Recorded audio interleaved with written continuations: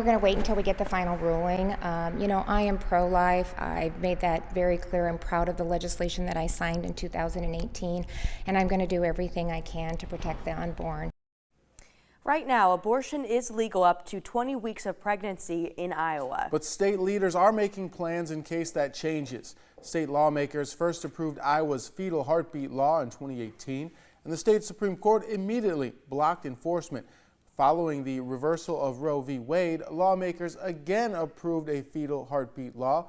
Governor Reynolds is now appealing a ruling blocking the new law. Despite blocking enforcement, the judge allowed the State Board of Medicine to consider rules for exemptions to the heartbeat law, and that process will begin later today. Some of the exemptions include rape, incest, and severe fetal abnormalities. According to the proposed rules, physicians are required to question women seeking an abortion in cases of rape or incest. The doctor is required to determine whether the sex act constitutes rape and to document when the crime was reported to law enforcement or a public health agency.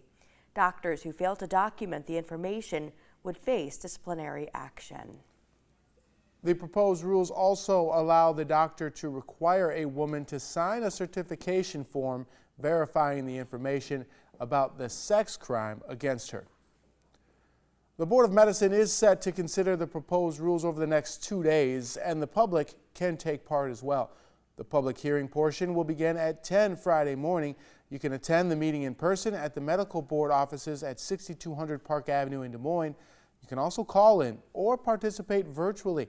You can find the Zoom link under the upcoming events at the website on your screen.